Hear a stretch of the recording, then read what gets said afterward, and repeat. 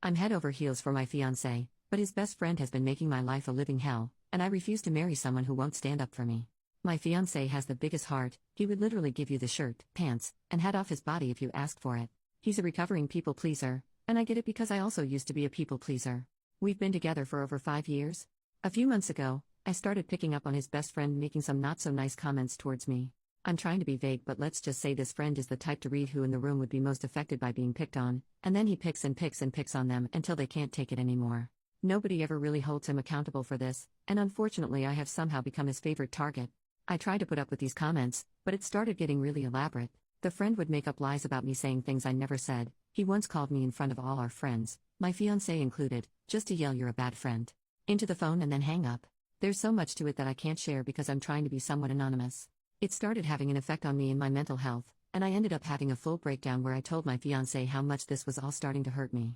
The first time I broke down over this, he said he would talk to his friend about teasing and messing with me less. He then told me his friend was sorry and then that he'd be keeping an ear out for any other comments and he'd jump to my defense if it happened again. A few weeks later I had a second breakdown over all this. The situation itself is hitting a very specific childhood trauma and trigger for me, and he admitted that his friend didn't actually apologize. He actually said he was sorry I was too sensitive to understand his humor.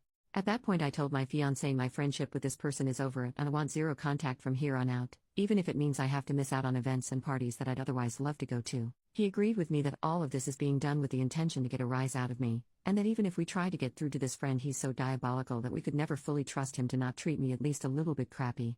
My fiancé kept asking if this meant he had to quit the project they're working on.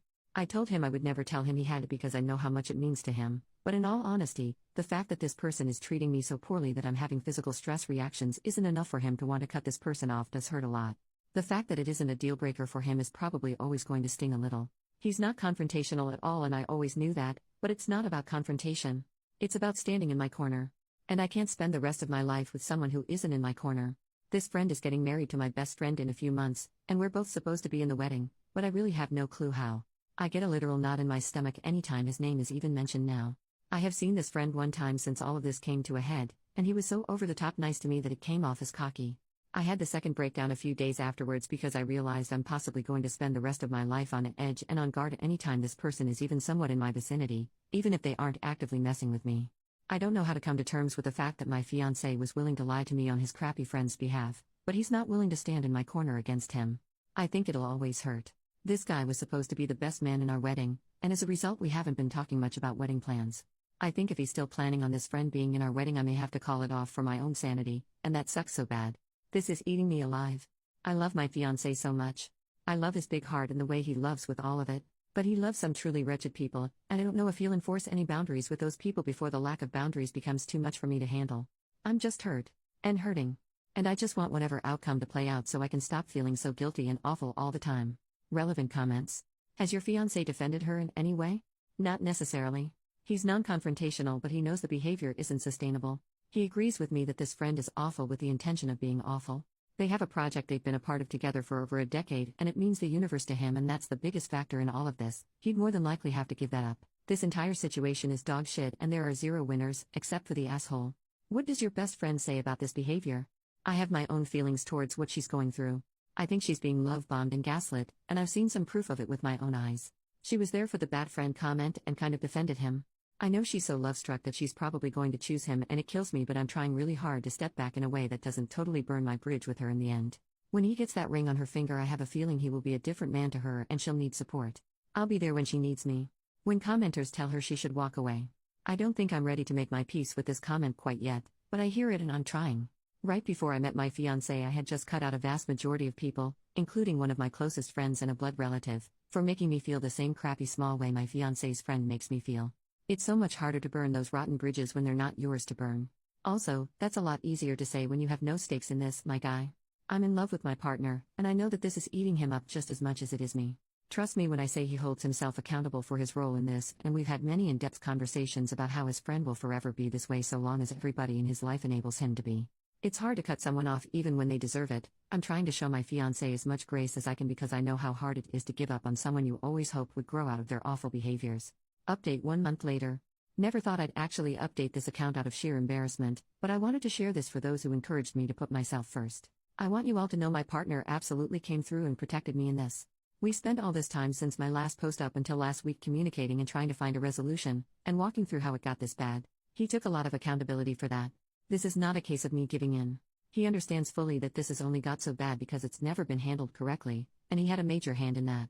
There were so many more layers to this than a Reddit post ever could have conveyed. The bottom line is we are closer than ever, and after a lot of talking, we decided on my partner sending a firm but not unkind message to his friend explaining the behaviors, explaining that they were hurting his partner, and that it needed to stop.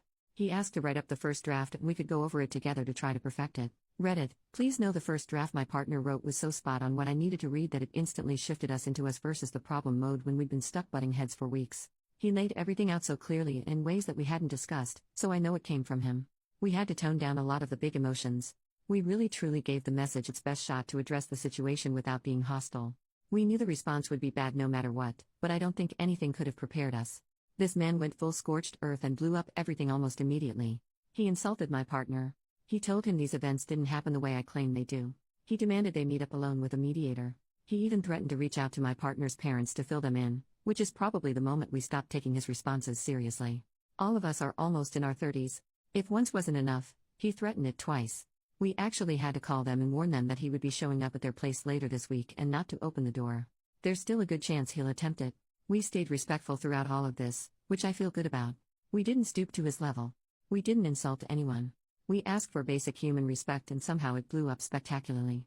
In the end, we both received a massive wall of text from my, now ex, best friend, fully backing up her man and telling her side of the story, which is so insanely far off from what actually happened that all I can do is laugh. We've been shifting from crying to being dumbstruck to just straight up laughing because of the absurdity. I went into this thinking she was brainwashed, but it turns out I was wrong. They're a perfect match. I wish them all the best. I'm sending them one last message setting the record straight, which my partner and I decided together was the best approach apart from just ghosting, before moving on from this entirely. I'm going to make it very clear this is done. Zero contact indefinitely and I will never look back. My partner and I both deserve way better friends and we both see that so clearly now. I'm so glad I learned my friend's true colors before we dropped $800 on a hotel for their wedding. Thank you to everyone who was kind. Not only did I put myself first in the end, but my partner did too. We're going to take this week in stride and process it all, grieve the friendships we once thought were forever, and at the end of the week we have a conveniently timed vacation to my partner's family cottage. I think we're going to come out of this stronger because we already feel it. Again, thank you to those who had something productive to say. And I've made my peace with all the rest. I guess if the guy does something else outlandish maybe I'll update, but for now, this chapter is closed and I'm so ready for it to start collecting dust. Added to add about how my fiancé is handling the business with the ex-friend. As well as he can. He stepped down. He is going to find another project eventually, I know it. This has been so impossibly hard on both of us, but I know it's hitting him a bit more than me right now and I'm making sure to prioritize him and remind him he can feel that pain and mourn what was, and it's not an insult to me at all if that makes sense. I know what this meant to him. He did give it up. I'm so sad he had to, but I'm grateful to him for putting his foot down. He's going to be okay, just needs some time to grieve and process.